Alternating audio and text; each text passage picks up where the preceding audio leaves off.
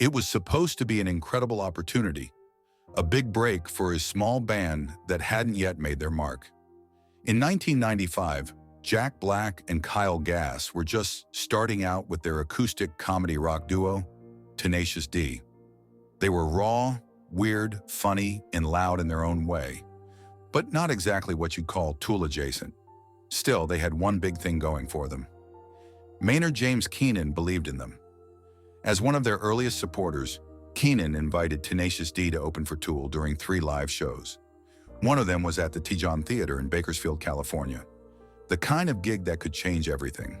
But it didn't, at least not the way they hoped. Tenacious D walked onto the stage that night and started their set with Jesus Ranch. But instead of applause, they were met with silence, and then hostility. Jack Black would later look back on that night and say, "We knew Tool. Tool's great, but that crowd, they came for Tool, or you better be a lot like Tool. We were a lot softer than Tool. I didn't feel like we weren't ready for prime time. I just felt like this is what happens when we play for the wrong audience."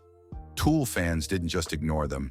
They booed, jeered, and made it clear that Tenacious D didn't belong on that stage. Despite the crowd's reaction, Jack and Kyle pushed through and finished the set. Then they went on to do the remaining 2 shows, but the damage had already been done. That moment stuck with Jack for years, and it wasn't just them. Maynard had already tried adding comedy to Tool's shows before, bringing out people like David Cross and Greg Barron as sports announcers to introduce the band on stage. The crowd? They started throwing quarters at them. That was the moment Maynard realized something. "Yeah, I don't think we can do that anymore. Our fans are fucking vicious." He would later confirm what happened to Tenacious D, saying they were straight up booed off the stage. Looking back, it's easy to see why Jack Black regrets saying yes. It wasn't because the offer was bad, it came from a place of support. But the context, brutal. Tool's audience wasn't ready for absurd acoustic ballads about Sasquatch and friendship, and Tenacious D wasn't ready for a wall of angry silence. Still, the experience didn't break them. They went on to become a cult favorite, build a career in music, comedy, and film, and even reunite with Maynard years later at the Rock and Roll Hall of Fame.